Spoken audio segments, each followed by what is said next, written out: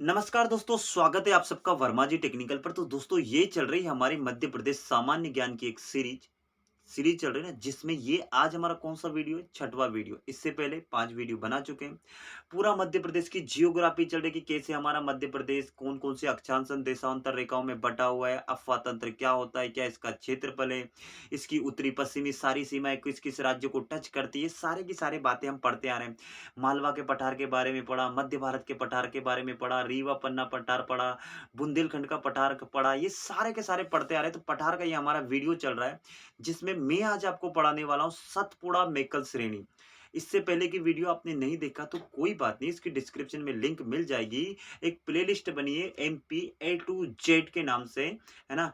MP A to Z सामान्य ज्ञान के नाम से उस प्लेलिस्ट में ये सारे के सारे पांचों वीडियो आपको मिल जाएगा ना। तो टेंशन लेने की जरूरत नहीं है। और दोस्तों जो हम पढ़ रहे हैं ना, ये सभी प्रतियोगिता परीक्षाओं के लिए अति महत्वपूर्ण तथ्य, चाहे आप MPPSC का एग्जाम देने जा रहे हैं, पुलिस कांस्टेबल का एग्जाम देने जा रहे हैं, या व्यापम का आप कोई सा भी एग्जाम देने जा रहे हैं ना, तो ये सीरीज आपके लिए बहुत काम की होने वाली है। तो चलिए फिर ज्यादा टाइम नहीं लेते हुए वीडियो की शुरुआत करते हैं और पढ़ते हैं सतपुड़ा मेकल श्रेणी के बारे में डिटेल से। सही है ना।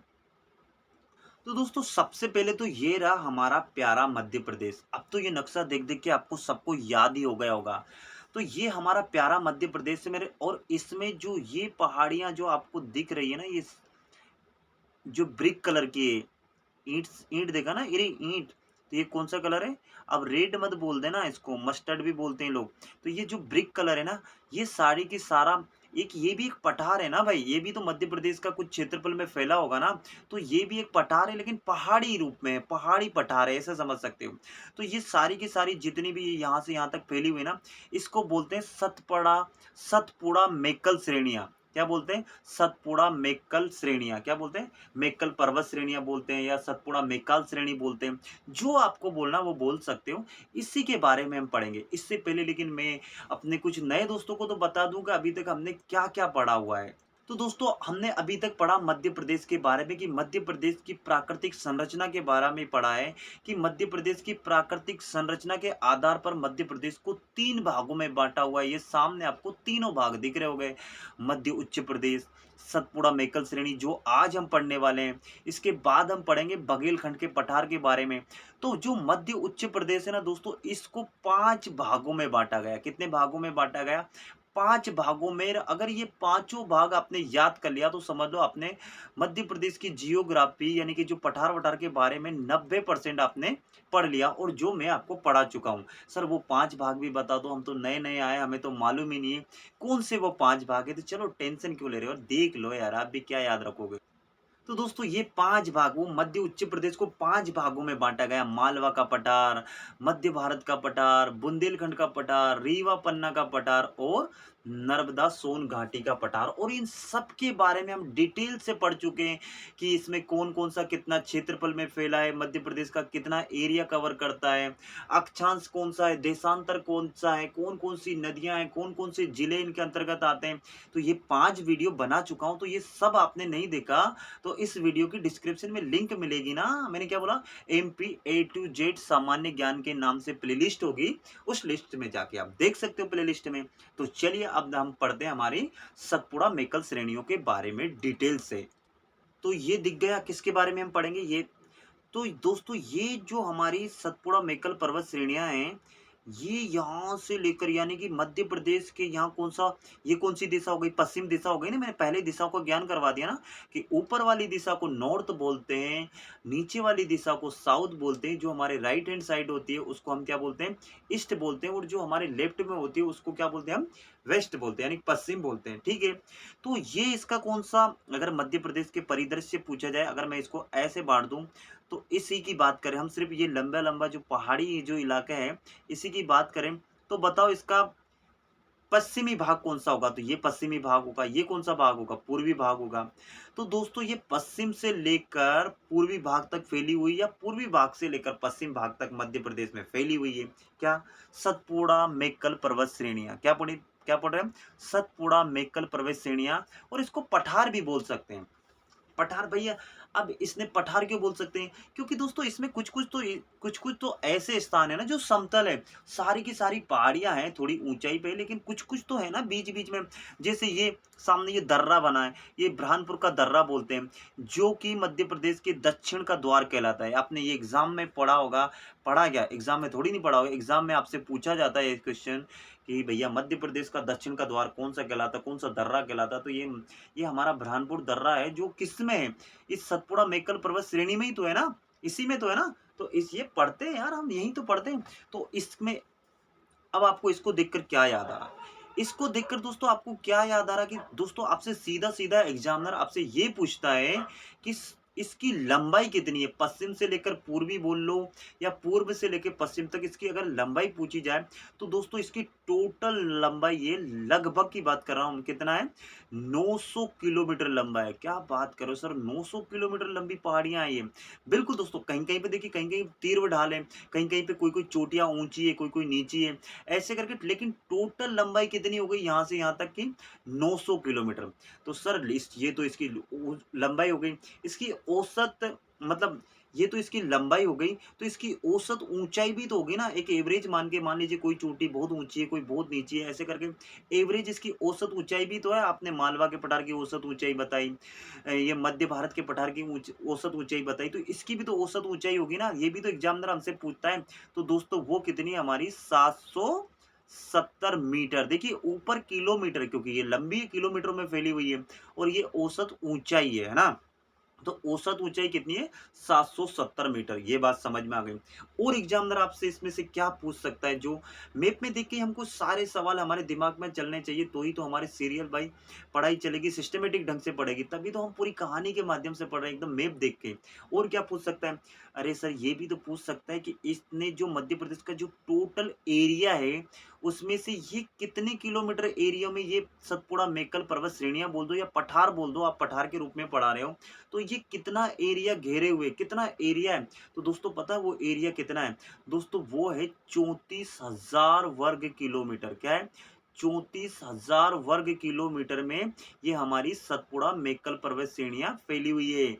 तो बहुत बड़ा है, छोटा मोटा एरिया नहीं होता है। 34,000 वर्ग किलोमीटर, तो इतने में फैला हुआ। अरे अरे सर ये भी बता दो, इतने में फैला हुआ तो पूरे मध्य प्रदेश को, अगर हम पूरे मध्य प्रदेश के क्षेत्रफल को 100% मान लेते हैं, तो ये कितना परसेंटेज हो जाएगा? तो दोस्तों ये कितना हो जाएगा हमारा? 11%। कितना? 11%। कितना हो जाएगा? 11%। तो मध्य प्रदेश के 11% भूभाग पर सतपुड़ा मेक्कल पर्वत श्रेणियां फैली हुई है। बात समझ में आ रहा है? मजा आ रहा है कि नहीं आ रहा है पढ़ के? बस मजे के साथ पढ़ते। जब कोई दिमाग में कोई क्वेश्चन उठ रहा, नीचे कमेंट कर सकते हो। और पढ़ाना आपको कैसे लग रहा है ये भी आप मुझे बता सकते हो। ठीक है, ये बात हो गई। 34,000 ये एग्जामिनर सीधा सीधा पटवारी वटवारी के एग्जाम में तो सीधा सीधा ये पूछा जाता है। दोस्तों वैसे तो इसको जो ये सतपुड़ा मेकल पर्वत श्रेणियां हैं, इसको दो भागों में बांटा गया है। एक तो इसकी पश्चिमी श्रेणी, एक पूर्वी श्रेणी। देखिए यहाँ से, देखिए यहाँ पूर्वी श्रेणी, तो दो भागों में बांटा गया। जब हम पहाड़ों के बारे में, जब सतपुड़ा पर्वत के बारे में मैं आपको बताऊंगा, इसमें महादेव पहाड़ी, ये सब बताऊंगा, जब वो पर्वत वाले अलग से वीडियो। अभी हम क्या पढ़ रहे हैं? पठारों के बारे में। तो इसका कुछ भाग तो देखिए समतल भी है, इसमें कुछ समतल मैदान भी है। ऐसा नहीं कि बिल्कुल पहाड़ी पहाड़ी। देखिए यहाँ पर आपको कुछ भी पहाड़ियाँ नहीं दिख रही, तो नहीं दिख रही ना, तो यहाँ पे कुछ समतल मैदान भी हो सकता है। तो इसमें कुछ कुछ मैदान भी है, ऐसा नहीं कि कुछ मैदान इसमें गिनती में नहीं आ रहा है। तो कुछ मैदान भी इसमें गिनती में आ रहा है। क्या? सतपुड़ा मेक्कल पर्वत श्रेणी के अंतर्गत आ रहा ना, कुछ मैदानी भाग भी। अब एक बात, तो ये पहाड़ी पहाड़ी हो गई, तो ये तो पहाड़ी पहाड़ी हो गई, लेकिन ये जो इलाका है, ये भी तो मध्य प्रदेश का ही क्षेत्रफल है ना भाई। तो ये तो कुछ मैदान हो गए कि नहीं हो गए? हो गए कि नहीं हो गए? आप ही बताओ। तो ये मैदान हो गए कि नहीं हो गए? अब दोस्तों ये मैदान हो गए, तो ये जो सतपुड़ा मेक्कल पर्वत श्रेणी है, पहले तो स्क्रीनशॉट लो इसका, क्योंकि मैं कुछ मिटाने वाला हूँ। चलो ले लिया, शाबाश। तो इसको हम हटा देते हैं। तो दोस्तों एग्जामिनर आपसे क्या पूछता है कि ये जो हमारा सतपुड़ा, ये पूरा का पूरा है, ऐसा नहीं आप ये पहाड़ी पहाड़ी में, पहाड़ी पहाड़ी की बात कर रहा था। अरे एक मिनट रुको यार, सारा गड़बड़ हो गया। चलो चलो, कुछ गड़बड़ नहीं हुआ, मेरा का थोड़ा सा काम अटक गया था। चलो, हाँ तो ये क्या पढ़ रहे हैं हम? ये पहाड़ी पहाड़ी है ना, तो इसके साथ साथ ये भी क्षेत्रफल आता है। बोले सर ये नर्मदा सोन घाटी जैसे देखने में बहुत छोटा लग रहा है, तो बड़ा लग रहा है। और ये तो आप 11% ही बता रहे हो। दोस्तों एक्चुअली क्या है कि मैप में ऐसा बना हुआ है, तो अब नर्मदा सोन घाटी को बहुत बड़ा बना देंगे, तो फिर उसमें ये जम नहीं रहता ना, इसलिए मैप में ना थोड़ा-सा ये क्षेत्रफल आपको ज़्यादा दिख रहा होगा, लेकिन आप ये से नर्मदा सोन घाटी से ये थोड़ा-सा छोटा है। ये पूरे इलाके की बात करें हम, जितना क्षेत्रफल है सारे के सारे बात करें, और ये पहाड़ियों की बात तो हम कर ही रहे हैं। तो दोस्तों ये जो सतपुड़ा मेकल पर्वत श्रेणी जो पठार है हमारा, ये यहाँ पे भी तो कुछ ना कुछ मैदान ही मैदान है, लेकिन पठार तो है ना, मैंने बता ही दिया था कि पठार किसे कहते हैं। पहले वाला वीडियो आपने नहीं देखा तो वो देख लेना यार, आप पठार किसे कहते हैं, ये सब कुछ आप सीख जाओगे। अफवाह तंत्र मध्य प्रदेश में कौन कौन सा, ये सब पहले देखिए, कहानी को सिस्टमेटिक ढंग से पढ़ोगे ना, तभी जाके समझ में आएगा। तो पहला वाला वीडियो जरूर देखना, वहां से सीरियल बाय सीरियल देखते आना। हाँ, तो दोस्तों ये जो हमारा सतपुड़ा मेकल पर्वत श्रेणी है ना, ये मध्य प्रदेश की दक्षिणी सीमा बनाता है। भाई अब दक्षिण से इधर महाराष्ट्र लग गया कि नहीं लग गया? तो मैंने पहले ही बता दिया कि ऊपर वाली दिशा को नॉर्थ बोलते हैं, नीचे वाली दिशा को साउथ बोलते हैं। तो मध्य प्रदेश के परिदृश्य में तो ये दक्षिणी सीमा बनाएगा ना भाई, दक्षिणी सीमा ही बन रही ना, ये सारी की सारी क्या बन रही? ये मध्य प्रदेश के लिए तो दक्षिणी हुआ ना, मध्य प्रदेश के लिए उत्तर ये हो गया, मध्य प्रदेश के लिए दक्षिणी हो गया। तो ये मध्य प्रदेश क्या है, दक्षिणी सीमा बनाता है। ये क्या, हमारा सतपुड़ा मेकल पर्वत श्रेणियां। ठीक है, बात समझ में आ गई? ये समझ में आ गई तो आपको बहुत कुछ समझ में आ गया, और आपको समझ में आ रही जियोग्राफी। ठीक है, अब दोस्तों इसी में ये सतपुड़ा हमारा पर्वत है। मैंने बताया कि इसको पर्वत पहाड़ियों को दो भागों में बांटा गया, पूर्वी पश्चिमी। पहले तो ये मिटा देते, ज्यादा होच पोच होकर मिटा दिया हमने। इसके बाद हम पेन ले लेते, पेन ले लिया। अब दोस्तों इसमें कुछ पहाड़ियों के नाम आपसे पूछे जाते हैं, और उन पहाड़ियों की ऊंचाई आपसे पूछी जाती है। वो किस में आता है? ये सतपुड़ा मेकल श्रेणियों में कुछ पहाड़ियां हैं जो आपसे सीधे सीधे पूछी जाती है, और जिसका शॉर्टकट में नाम बताऊंगा। अगर आप नोट्स बना रहे हैं तो आप पूरा पूरा नोट्स बना के रख ले, जो शुरू से देखता आ रहा ना वो नोट्स जरूर बनाएं। और अपने सामने दीवार पे जहां बैठ के पढ़ते हो ना, वहाँ मध्य प्रदेश और भारत का वर्ल्ड का मैप जरूर लगाएं अपने दीवार पे। उससे पढ़ने में थोड़ी सी आसानी होती है। मैं जैसे ही मध्य प्रदेश बोलूँ ना कि फलाना जिला, तो उस जिले पे आपकी नजर जाना चाहिए। अब जैसे मैं यहाँ पढ़ा रहा हूँ, तो आपसे सीधा सीधा पूछेगा कि इसमें कौन कौन से जिले आते हैं। तो इसमें जिले कौन कौन से आते हैं, चलो उसके नाम बता देता हूँ मैं आपको।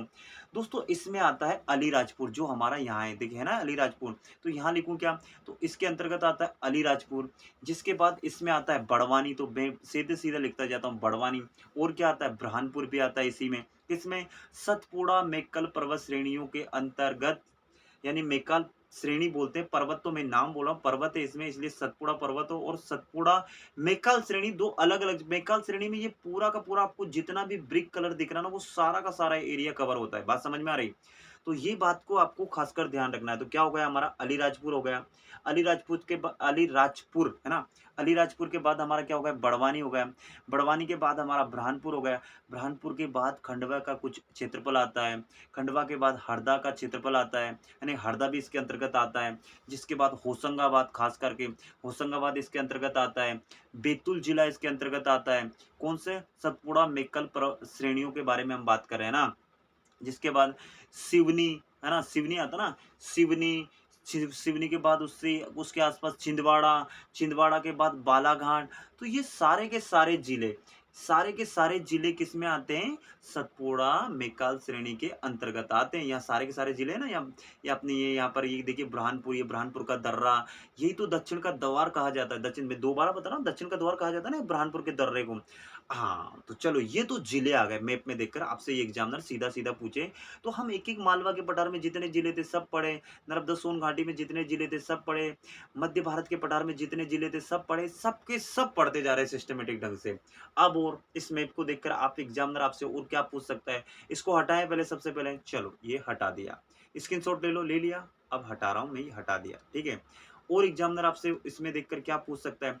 दोस्तों ये जो इसमें मैंने बोला ना कि पहाड़ियों के बारे में पूछ सकता है, इसमें पहाड़ियां आती है। तो चलो तो स्टार्टिंग करते हैं। तो दोस्तों इसी सतपुड़ा मेकाल श्रेणी के अंतर्गत कुछ पहाड़ियां आती है, और जिनकी कुछ औसत, जिनकी कुछ ऊंचाइयां, जो चोटियां होती है ना, उसकी चोटी की ऊंचाई आपसे सीधा सीधा पूछी जाती है। और मैंने ये पहले वीडियो में बता दिया कि किसी भी समुद्री जल का जो समुद्री जल होता है, उसी को आधार मानकर किसी भी चीज की ऊंचाई, कि समुद्र तल से ये चीज इतनी ऊंची है, समुद्र तल से इतनी ऊंचाई है, नहीं तो आपस में हर देश लड़ पड़ेगा ना, वो वही अपनी ऊंचाई कुछ भी बताएगा और वो अपनी ऊंचाई कुछ भी बताएगा, तो उसको नहीं माना। समुद्र का जो तल है ना, वो पूरे वर्ल्ड में एक ही होता है। समझ रहे हो बात को? थोड़ा बहुत अंतर आता है, लेकिन सभी जगह अमेरिका, कनाडा, फ्रांस, जिस भी महाद्वीप पे आप चले जाओगे, जो समुद्र का जो जल होता है ना, उसका जो लेवल होता है ना वो एक जैसा होता है। इसी को आधार मानकर सारी ये पहाड़ियों की ऊँचाई, नीचाई आपने देखा होगा ना रेलवे स्टेशन पे आप जाते हो कि इस रेलवे स्टेशन की ऊँचाई समुद्र तल से 450 मीटर ऊँचा है। ऐसा देखा होगा ना आपने बहुत बार आप घूमते-फिरते रहते हो, आपको घूमना-फिरना बहुत अच्छा लगता है मुझे मालूम है आपका, है ना? हाँ, तो वो यहीं से होता है ना। तो चलो कुछ पहाड़ियाँ।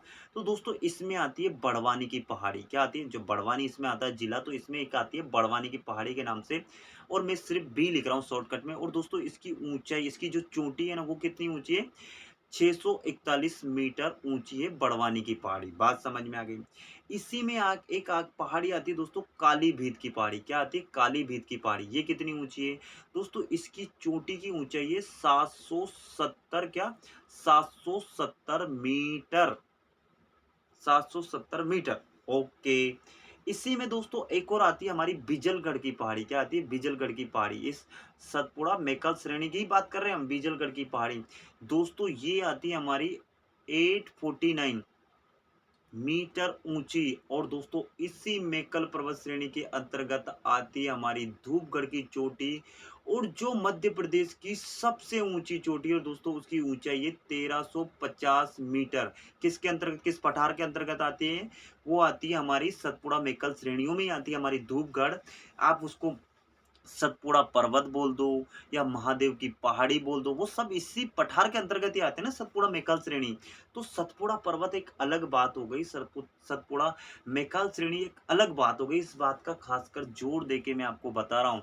तो मध्य प्रदेश की सबसे ऊंची चोटी धूपगढ़ 1350 मीटर ऊंची किस श्रेणी के अंतर्गत आती है? तो सतपुड़ा मैकाल श्रेणी के अंतर्गत आती है। यहाँ पे लिखा दिख रहा है आपको धूपगढ़ 1350 मीटर। ये जो पहाड़ी है ना, ये जो पहाड़ी आपको दिख रही है ये पहाड़ी, तो इसी में तो है ये हमारा क्या धूपगढ़। इसी के अंतर्गत ये जो दिख रहा है ना, ये यही तो है हमारा धूपगढ़। और इसी के अंतर्गत क्या आता है? हमारा पचमणी। तो मैंने बोला ना इसी में इसको दो भागों में बांटा। तो ये जो हमारा पूर्वी जो भाग है इसी का, इसी पूर्वी भाग में हमारा पचमणी आता है, जिसको क्या बोलते हैं? क्या बोलते हैं? सतपुड़ा की रानी। क्या बोलते हैं? सतपुड़ा की रानी बोलते हैं ना पचमणी को, बोलते कि नहीं बोलते? तो इसी में पचमढ़ी श्रेणी भी आती है। और उसकी ऊंचाई कितनी है दोस्तों? अमरकंटक श्रेणी बोलते हैं उसको, है ना? तो वो मध्य प्रदेश की दूसरी सबसे ऊंची चोटी है। और उसकी ऊंचाई कितनी है वो भी बता दो दोस्तों। ये 1350 है, उसकी दूसरी ऊंची चोटी कितनी है? 1049 मीटर। वो कौन सी हमारी, कौन सी वो है? वो है दोस्तों अमरकंटक की चोटी, जिसको अमरकंटक है ना, यहाँ जहाँ से हमारी नर्मदा नदी निकलती है, सोन नदी निकलती है, जोहिला नदी निकलती है, नर्मदा नदी अमरकंटक की पहाड़ियों से निकलती है ना। तो जब पहाड़ी की बात करेंगे, जब नदी की बात करेंगे, तो हम अलग से बताएंगे। अभी हमारा मैटर चल रहा है पठार का। तो अभी हम अपने मुद्दे से नहीं भटकते भाई, जब पठार के बारे में पढ़ रहे तो पठार के बारे में ही पढ़ेंगे, है ना? तो बस ये हो गया था। और इससे के बारे में और क्या पूछा जा सकता है? और इसमें पूछा जा सकता है इसमें कौन कौन सी नदियां हैं, इस पठार के अंतर्गत कौन कौन सी नदी। तो ये तो मैंने बता ही दिया। इसमें देखिए नर्मदा तो जाहिर सी बात है इसी से निकलती, तो नर्मदा नदी हो जाएगी, सोन नदी हो जाएगी, यही माही नदी है, गोदावरी नदी है ना? गोदावरी नदी है। बहुत सारी नदियां हैं दोस्तों इसमें, है ना? अब दोस्तों एक और खास बात ये है कि इसी में सबसे ज्यादा नदियों का उद्गम होता है, इसी सतपुड़ा मैकाल श्रेणियों में। इसीलिए इसी कारण इसे मध्य प्रदेश का क्या बोलते हैं? Water shade. क्या बोलते हैं? वाटर शेड बोलते हैं। ये बात नोट करके रख लो, और एग्जामिनर आपसे सीधा सीधा पूछ लेता है। तो मध्य प्रदेश का वाटर सेट किस पठार को कहा जाता है, किस पर्वत श्रेणियों को कहा जाता है? तो सतपुड़ा मैकाल श्रेणियों को मध्य प्रदेश का वाटर सेट कहा जाता है। क्यों कहा जाता है? क्योंकि मध्य प्रदेश की सर्वाधिक नदियां का उद्गम इसी सतपुड़ा मैकाल पर्वत श्रेणियों के अंतर्गत होता है। बात समझ में आ रही? तो ये था हमारा छोटा मेरा प्यारा सा वीडियो। कैसा लगा वीडियो? मजा आ रहा ना पढ़ के? तो ये हो गया, बस इससे ज्यादा नहीं पूछा जाएगा। बस ये पूछा जाएगा कि भैया ये जो सतपुड़ा मैकाल श्रेणी है, इसके उत्तर में तो कौन सा वो है? तो नर्मदा सोन घाटी। भाई मैंने पहले ही बता दिया ना कि ऊपर की दिशा उत्तर, नीचे की दिशा यहाँ लिखा ना नॉर्थ, नीचे की दिशा south, right hand side east और वेस्ट हैंड साइड, अरे लेफ्ट हैंड साइड बेस्ट।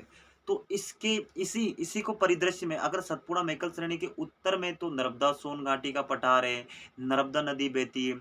इसी के दक्षिण में यानी कि इस पहाड़ी को परिदृश्य में क्या, इसके दक्षिण में यानी कि यहाँ पर कौन सी बहती है? हमारी ताप्ती नदी। तो ये सभी तो पूछी जाती है। और क्या पूछा जाता है? इसके दक्षिण में महाराष्ट्र है, इसके पूर्वी भाग में छत्तीसगढ़ है ना? ये सब पूछा जाता है ना आपसे। तो यही तो क्वेश्चन पूछे जाते हैं। तो ये हो गया मोटा मोटा सा हमारा ज्ञान जो पठारों से आपसे। पहले तो इसका स्क्रीनशॉट लो, सबसे पहली बात तो स्क्रीनशॉट ले लिया ना, अब मैं इसको मिटा रहा हूँ।